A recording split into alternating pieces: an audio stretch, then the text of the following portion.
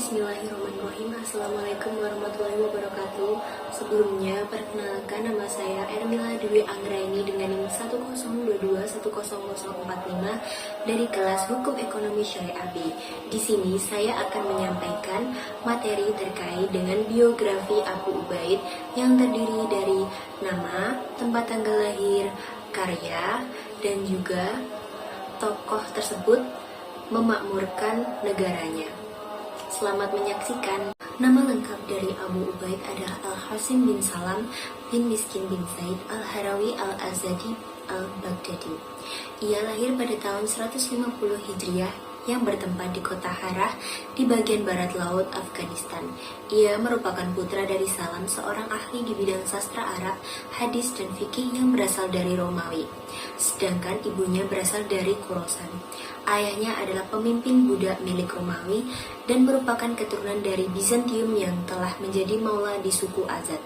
Setelah memperoleh ilmu yang cukup di negerinya, kemudian Abu Ubaid ketika berumur 20 tahun dalam perjalanan hidupnya, beliau tidak hanya menetap pada satu tempat saja, akan tetapi berpindah-pindah ke negeri-negeri Islam yang lain. Tercatat beberapa kota seperti Basrah, Kufah, Baghdad, Mesir, Tursus, Damaskus, dan lainnya yang pernah beliau kunjungi demi mencari ilmu. Jadilah beliau sebagai sosok ulama yang memiliki ilmu yang banyak dan dalam serta berkemampuan dengan tata bahasa Arab yang mapan. Abu Ubaid memiliki beberapa karya, diantaranya ada sekitar 20, baik yang dalam bidang ilmu nahwu, qiraah, fikih, syair, dan lain-lain. Yang terbesar dan terkenal adalah Kitab Al-Amwal dalam bidang fikih. Kitab Al-Amwal dari Abu Ubaid merupakan suatu karya yang lengkap tentang keuangan negara Islam. Sebagaimana kita ketahui, karya monumental Abu Ubaid adalah Kitab Al-Amwal. Kitab ini hampir 3 kali lipat ukuran Kitab Al-Kharaj Al-Karya Abu Yusuf, serta pembahasannya jauh lebih luas, di mana Abu Ubaid merangkai ikhtisar tentang keuangan publik yang bisa disandingkan dengan Kitab Al-Kharaj karya dari Abu Yusuf. Selain itu juga, karyanya banyak dilengkapi dengan bukti sejarah yang berkaitan dengan materi ilmu hukum serta sejarah perekonomian di separuh pertama abad kedua Islam. Bahkan di dalamnya terdapat ringkasan asli Nabi Shallallahu Alaihi Wasallam dan jejak kisah para sahabat beserta para pengikutnya mengenai permasalahan perekonomian yang dihadapi mereka pada zamannya. Kitab Al-Amwal karya Abu Ubaid ini lebih fokus membahas kepada beberapa hal, antara lain yang pertama yaitu tidak fokus pada pembahasan satu jenis kekayaan saja, melainkan mencakup semua jenis kekayaan yang dapat diperoleh dari sektor pertanian, perdagangan, atau sumber lainnya. Yang kedua, yaitu mengenai dokumentasi yang dicantumkan. Buku ini memaparkan kejelasan sumber, kutipan dari rantaian informan yang relevan, baik dari sabda dan perbuatan Rasul, surat yang pernah dikirim Rasul, dan pemerintah khalifah sesudahnya yang ditujukan kepada para pejabat dan pemimpin musuh-musuh. Yang ketiga, yaitu mereka mendokumentasikan perjanjian antara muslim dan non-muslim dengan baik dan menjadi perhatian para intelektual muslim. Artinya bahwa Abu Ubaid menghabiskan lebih banyak waktunya untuk memberikan bukti dokumentasi ilmiah sesuai dengan apa yang dipraktikkan pada masa lalu dan mungkin harus dipraktikkan di masanya atau di masa sekarang.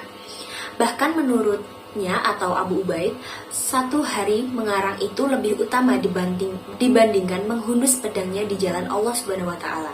Dokumentasi itulah yang menjadikan keunggulan utama dari Kitab Al-Amwal karya dari Abu Ubaid dibandingkan karya sebelumnya, bahkan dengan karya sesudahnya. Selanjutnya yaitu inti pemikiran dari Abu Ubaid. Inti pemikiran Abu Ubaid ini terdapat pada karyanya, yaitu Kitab Al-Amwal. Abu Ubaid menekankan keadilan sebagai prinsip utama. Bagi beliau, apabila prinsip ini diterapkan, maka akan membawa pada kesejahteraan ekonomi dan keselarasan sosial. Pada dasarnya, ia memiliki pendekatan yang seimbang terhadap hak individu, publik, dan negara. Apabila kepentingan individu bertentangan dengan kepentingan publik, maka beliau akan lebih memilih kepentingan publik.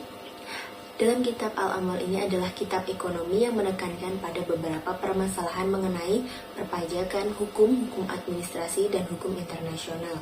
Kitab Al-Amal secara komprehensif membahas sistem keuangan publik Islam terutama di bidang administrasi pemerintahan. Berdasarkan hal di atas, Abu Ubaid berhasil menjadi salah satu seorang cendekiawan muslim yang terkemuka pada awal abad 3 Hijriah yang menetapkan revitalisasi sistem perekonomian berdasarkan Al-Quran dan hadis melalui reformasi dasar kebijakan keuangan dan institusinya. Selanjutnya yaitu cara Abu Ubaid dalam memakmurkan negaranya. Dalam memakmurkan negaranya, Abu Ubaid mengembangkan ide dan gagasan ekonomi dengan berlandaskan sebuah filosofis yang kuat. Maka terkait hal itu, Abu Ubaid memfokuskan konsep keadilan sebagai landasan filosofis utama dalam filsafat perekonomian. Keadilan dalam pandangannya adalah kesetaraan antara hak-hak individu, umum, dan negara.